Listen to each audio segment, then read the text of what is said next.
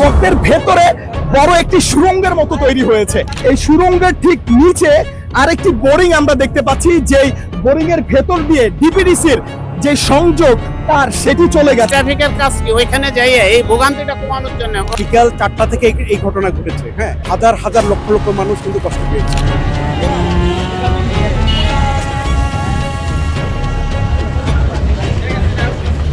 একটি রহস্যময় গর্ত নাকি অন্য কিছু? ধানমন্ডি 7 মসজিদ রোডে একটি গর্তকে কেন্দ্র করে উৎসুক জনতার ভিড়। আমরা এই মুহূর্তে কালের কণ্ঠে দেখানোর চেষ্টা করব এই গর্তটি সত্যিকার অর্থেই কি রহস্যময় নাকি অন্য কোনো ঘটনা রয়েছে এর পেছনে। তাহলে চলুন দর্শক, কথা না বাড়িয়ে আমরা একটু গর্তটা দেখি এবং গর্তের ভেতরের পরিস্থিতি কি সেটা আপনাদের সামনে তুলে ধরার চেষ্টা করি। আমরা গর্তের ভেতরে নামবো এবং দেখানোর চেষ্টা করব যে এটি কি রহস্যময় গর্ত নাকি এখানে অন্য কোনো ঘটনা রয়েছে। আমরা গর্তের ভেতরে নেমেছি এবং এই যে একটা গর্তকে কেন্দ্র করে চারপাশে এত উৎসুক জনতা, বলছে যে এটা রহস্যময় একটি গর্ত। রহস্যময় গর্ত সেটা আপনাদেরকে দেখাবো। তাহলে চলেন, আমরা দেখতে পাচ্ছি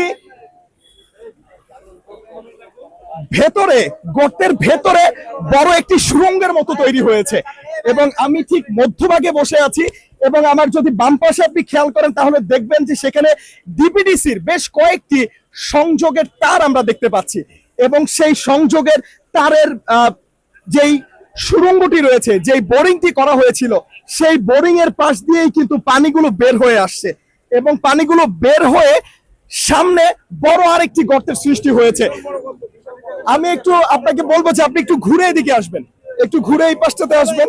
আপনারা দেখবেন যে ভেতরে একটি সুড়ঙ্গের মতো তৈরি হয়েছে। এই সুড়ঙ্গের ঠিক নিচে আরেকটি বোরিং আমরা দেখতে পাচ্ছি, যেই বোরিং এর ভেতর দিয়ে ডিপিডিসির যে সংযোগ তার সেটি চলে গেছে এবং সেই সংযোগ তারের যে বোরিং, সেই বোরিং এর ভেতর দিয়ে পানি প্রবাহিত হচ্ছে।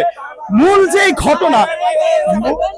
ঘটনাটি হচ্ছে এখানে ডিপিডিসির সংযোগ নেওয়ার জন্য বোরিং করা হয়েছিল এবং সেখান দিয়ে বোরিং এর ভেতর দিয়ে কয়েকটি সংযোগ তার নেওয়া হয়েছে এবং যখন বোরিংটি করা হয়, আমরা একজন ওয়াসার কর্মীর সাথে কথা বলছিলাম, তিনি আমাদেরকে যেমনটা জানিয়েছেন ওয়াসার একটি পানির লাইন এখানে আছে, সেই পানির লাইনটি ফেটে গেছে এবং ফেটে গিয়ে সেখানে একটি পানির প্রবাহ তৈরি হয় এবং সেই পানির প্রবাহ যাওয়ার কোনো জায়গা না পেয়ে ডিপিডিসির যে সংযোগের যে বোরিং, সেই সংযোগের বোরিং ধরে পানির প্রবাহ চলতে থাকে এবং এক পর্যায়ে সড়কের নিচে যে বালি ছিল সেই বালিগুলো সরে যায় এবং আস্তে আস্তে সেখানে একটি বড় গর্তের সৃষ্টি হয়। এই হচ্ছে মূল ঘটনা।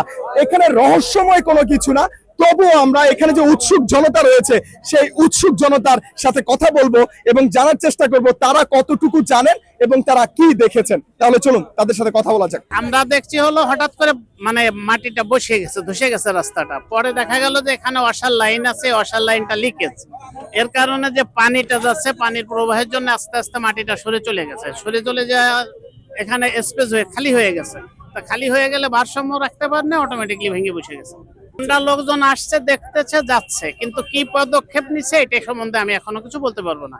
আসছে, যাচ্ছে, দেখতেছে, কেউ ভিতরে নামছে, কেউ পরীক্ষা করতেছে কি জন্য হলো না। তাৎক্ষণিকভাবে এমন কোনো পদক্ষেপ নেওয়া হয়নি যে ওই যেমন ধরেন ট্রাফিকের কাজ কি ওইখানে যাইয়ে এই ভোগান্তিটা কমানোর জন্য ওনারা যে কোনো ভাবে জনগণের যাওয়ার অন্তত একটা ইয়ে করে দেবে, কিন্তু তারও কোনো নজির নাই, কোনো কিছু নেই। এই যে অবস্থায় চলতে টানা 7ম মতো বেস্ট টিস্যু পেপার ব্র্যান্ড হিসেবে স্বীকৃতি পেয়েছে বসুন্ধরা টিস্যু।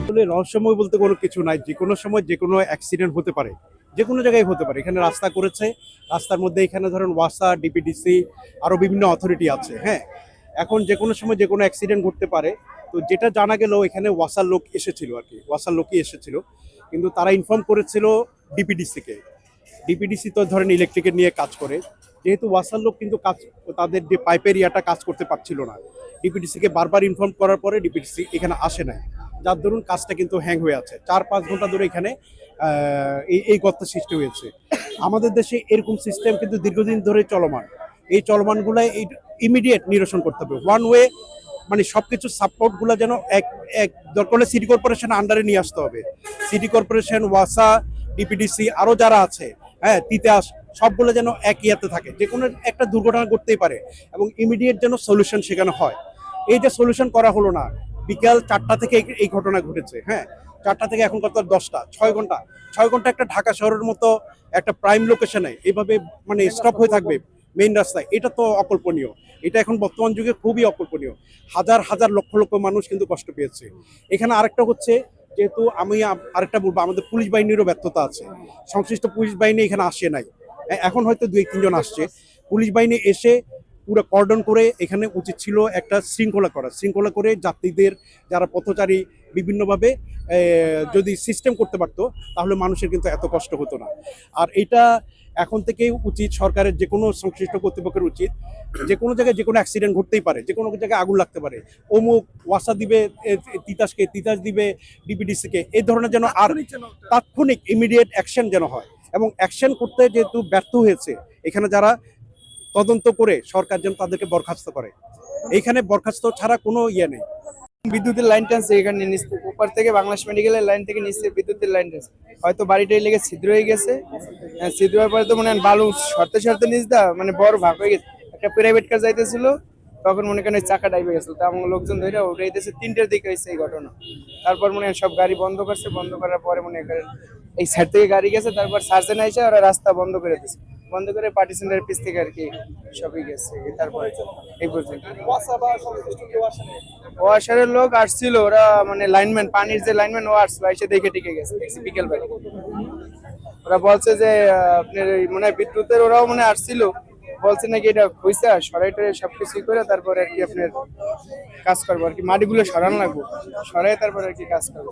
এটা তো আসলে যেহেতু রাস্তা, মানুষ এখানে যাতায়াত করে, গাড়ি অনেক গাড়ি, ঢাকার রাস্তা, মেইন রাস্তা, এটা তো আসলে এভাবে সকাল থেকে গর্ত হয়ে রয়েছে, ঠিক আছে, কিন্তু এটা আসলে পদক্ষেপ নেওয়া উচিত। আমার কি করার আছে বলেন ভাই?